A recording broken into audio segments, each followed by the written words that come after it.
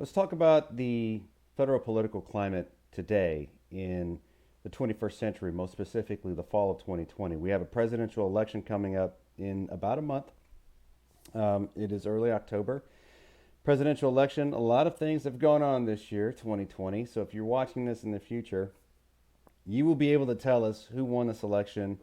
Um, this has been a tumultuous year because of the pandemic, civic uprising, all kinds of different things that have challenged American politics and American society in general. This is nothing new in American history. And the idea of having a political stalemate is also not new. Currently, we have a House of Representatives that is majority Democrat. So there are more Democrats in the House of Representatives, the lower chamber of Congress, and there is a Republican majority in the Senate, the upper house. Okay, so, and of course, Donald Trump to this day is president, and you have somewhat of a political stalemate. There was this past spring the passing of the CARES Act, which was a large spending bill meant to provide funds, sustenance for businesses, unemployment, and basically help stimulate the economy by offering American people and their families some federal money as the federal government shut everybody down during our pandemic. So the idea is okay, we need to pass something to help everybody along that was reasonably passed along bipartisan rounds, which means both Democrats and Republicans supported it. There is, to this day, large talks about a second stimulus package. That has been in discussion since late spring, really, since May, early June. Um, Congress has been talking about that and been going back and forth about how much should have happened, but if so, how much. Too much spending here. Democrats want too much of this. Republicans don't want enough of that. It's a lot of back and forth political gesturing and posturing, negotiating, and things change by the minute because nobody wants to seem weaker in their negotiation tactics. Uh, Democrats have unveiled a bill that Republicans said has far too many pet projects and pork, if you will. Too many things in the bill that spend a whole lot of money on things that don't at all concern the coronavirus, which is partially true. And Democrats have accused Republicans of not spending enough. There are so many people on unemployment. You cut out many of the benefits this past July, and people are still struggling. We're still not back to normal. And many businesses have closed down in recent months, and people are out of work. Unemployment is still high. So there has to be some sort of medium. There has to be people that come together. But unfortunately, it doesn't seem like Republicans or Democrats to this date, we're October the 4th rather, who want to come together because they don't want to look weaker because we have an election coming up. Sure seems like it. Had this pandemic happened maybe last year or next year, I wonder how much different things would have happened. But because there is no clear majority in Congress, you don't have the sweeping legislation that would have been shoved through one way or the other. Um, as a voter, it's interesting to see how this affects everyone else. I'm an everyday American, as are you, most likely. And we're just all kind of caught in the middle. Congress says they want to do things that are best for Americans, but there's so many differing opinions about how to get there, and there's a stalemate towards that belief and that mindset. It's infuriating. And neither major political party wants to give in or really bend.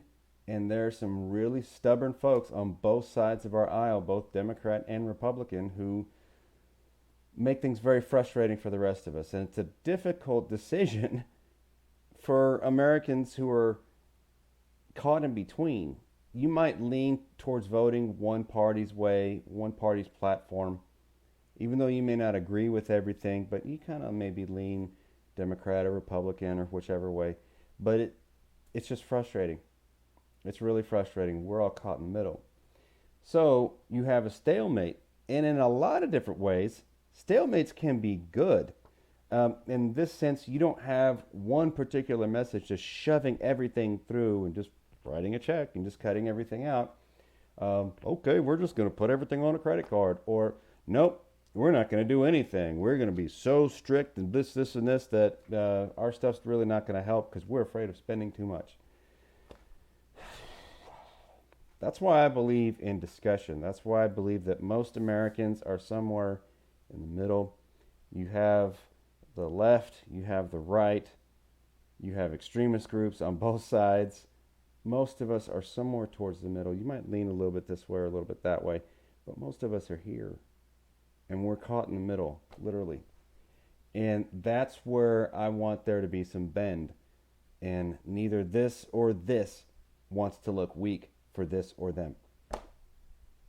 Welcome to politics, okay? That being said, the stalemate that currently exists in American politics in the fall of 2020 is nothing new in American history. Okay, it's been that way for a long time, and for mostly good reasons, but other things are going to have to give. And in the era of the 1880s and 90s, of the era that we're discussing for the matter of this chapter, the post-Civil War and post-Reconstruction era saw a great amount of political stalemate. There was no clear majority in Congress or even in the White House that could truly pass sweeping reform across. They kept each other in relative check. And you would have elections that had razor-thin margins. So you might have a political party that had maybe a few extra members to give them technically a majority, but then another house would have a few extras that might give them a majority. There was no clear-cut Democrat majority. There was no clear-cut Republican majority. And in a lot of ways, that's pretty good. That's one of the genius aspects of our founding fathers, who put in a system of checks and balances to make sure that we're not just haphazardly sweeping one way or the other. But it's also part of a frustrating aspect too. And it gives rise to there being stalemate and people caught in various different beliefs and kind of people stuck in between. And you would have presidents in this era who would be elected who continued many of their patronage systems. They are giving jobs to their friends or their political allies. Kind of like with Andrew Johnson that you may have seen towards the end of 1301, or same thing with Ulysses Grant. You have presidents who pay off their buddies, or they offer jobs to their friends or brother-in-laws or anybody else like that. It's very frustrating. And so something has to give in this era because it's a struggle to get any sort of movement, even though there's high voter turnout. There are reasons for political loyalties. Oftentimes, in the era of the 1890s, people were loyal to Republican Party, generally if they were Northern Protestants who did not favor as much immigration. Typically, Democrats and Catholics favored the Democrat Party because the Democrats were not necessarily anti-immigrant.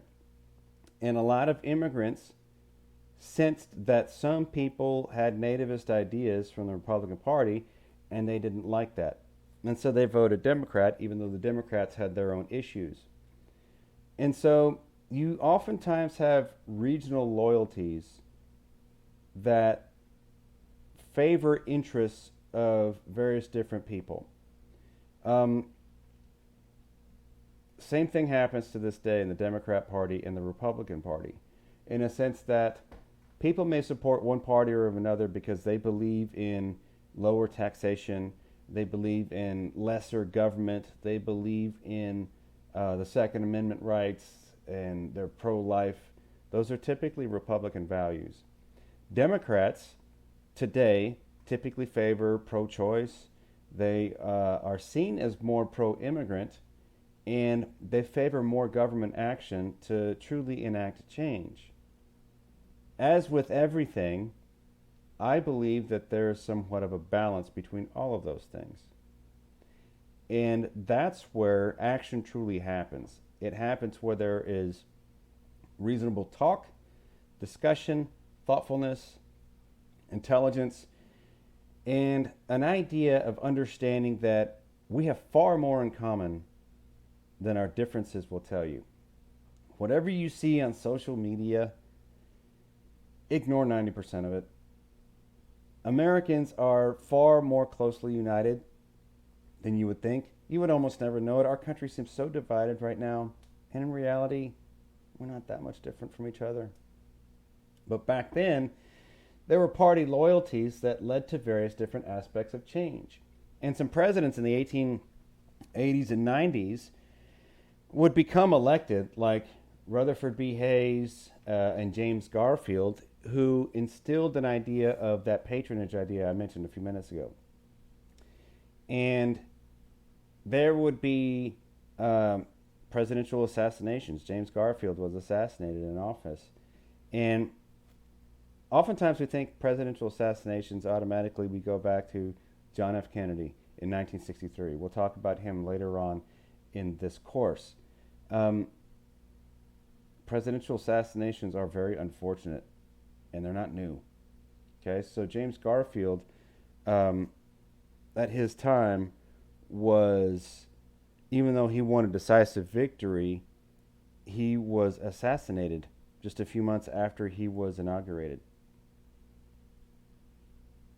Okay, imagine that. Welcome to the White House. You're dead.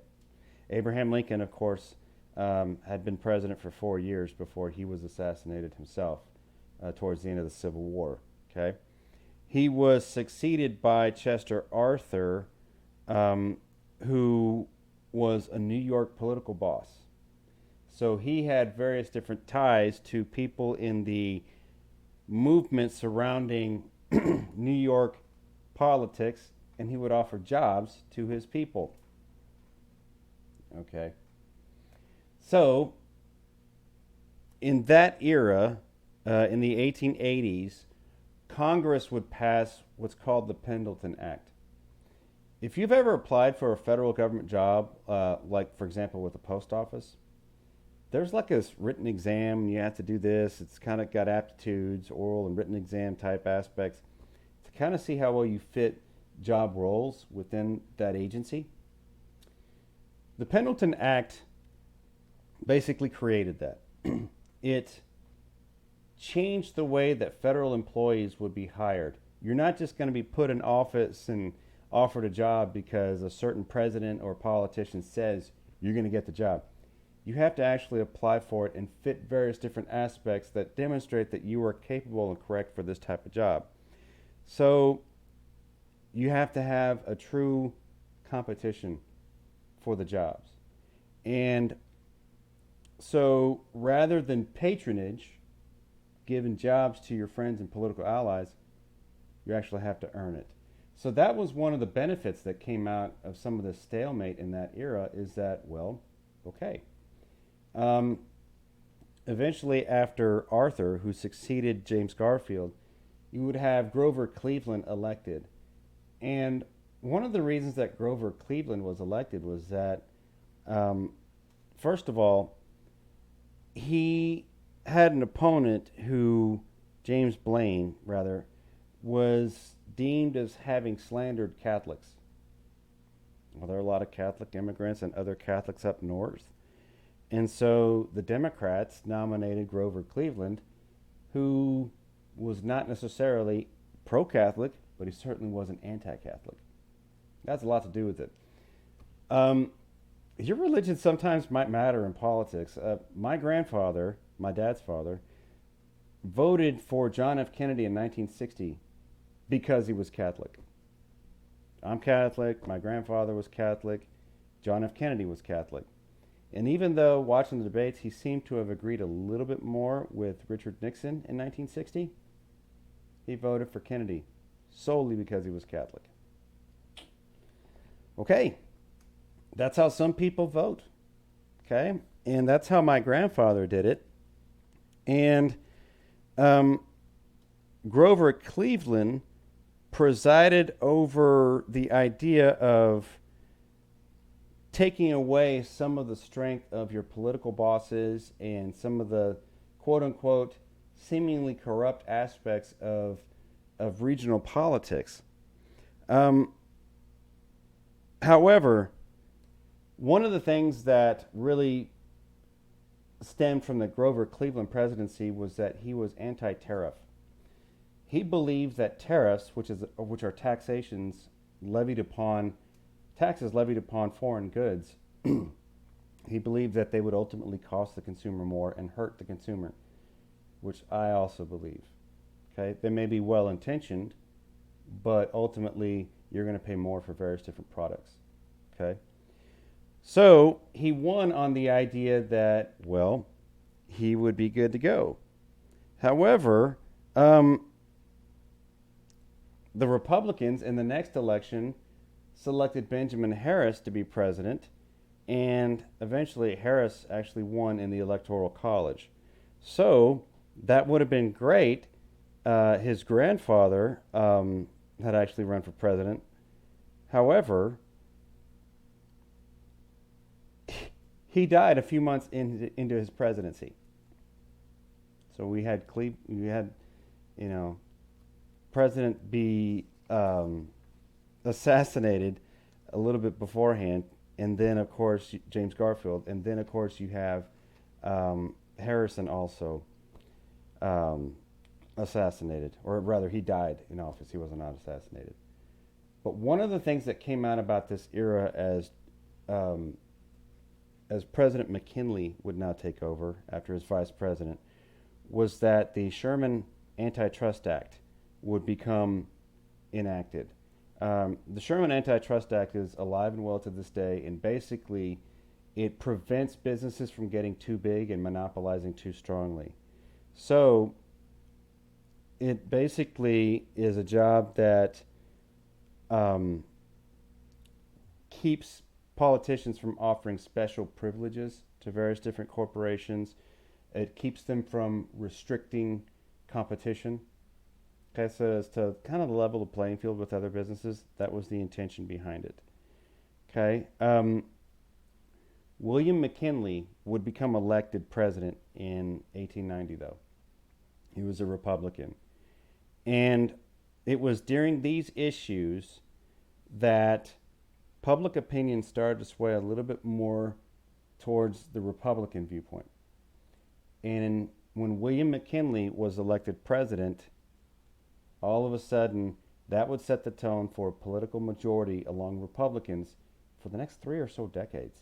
And that broke the stalemate that we talked about earlier. Other things that added to this factor was the Interstate Commerce Act, which basically helped regulate pricing for trains and shipping goods via trains from state to state, and helping to kind of level the playing field from that standpoint as well. Okay, so rail rates must be reasonable and just according to the Interstate Commerce Act, and you start to see a change in politics.